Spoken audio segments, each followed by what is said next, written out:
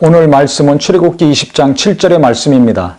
너는 내 하나님 여호와의 이름을 망령되게 부르지 말라. 여호와는 그의 이름을 망령되게 부르는 자를 죄 없다 하지 아니하리라. 세 번째 계명, 하나님의 이름을 망령되이, 즉 함부로 일컫지 말아라, 부르지 말아라 말씀하셨습니다.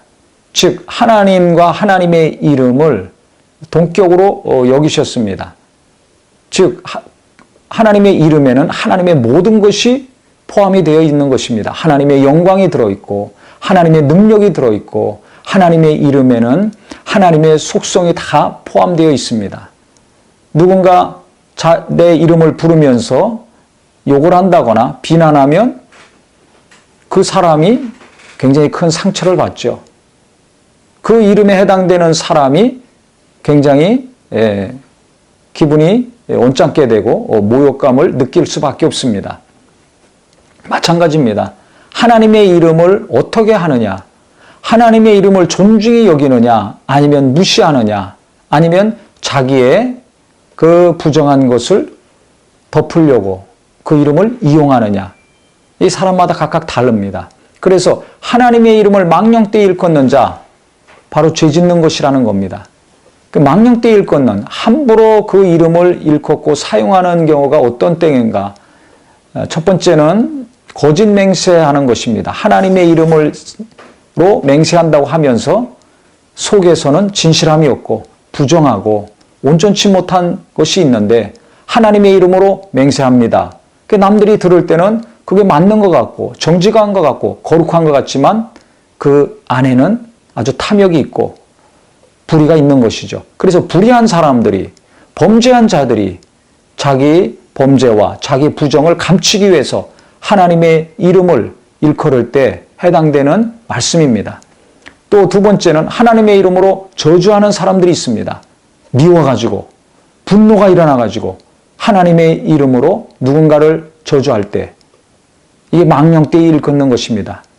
자기 마음에 안 맞는다고 자기 분에 겨워가지고 누군가를 저주한다면 하나님이 기뻐하시겠습니까?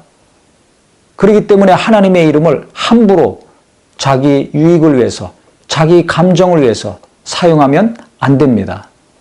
그래서 자기 부정을 모면하기 위해서, 자기의 잘못된 것을 감추기 위해서 하나님의 이름을 사용한다거나 또 남에게 손해를 끼치고 남에게 타격을 주기 위해서 하나님의 이름으로 저주한다거나 하면은 하나님이 바로 분명히 말씀하시기를 죄 없다 하지 아니하리라, 죄로 취급하신다는 것입니다. 그래서 우리가 하나님의 이름을 존중히 여기는 거 너무나 중요합니다. 예수님이 이 땅에 오셨을 때도 내 이름으로 무엇이든지 기도해라. 그러면 내가 시행하리니 이는 아들로 인하여 아버지가 영광 받으시게 하려 함이라 그랬습니다.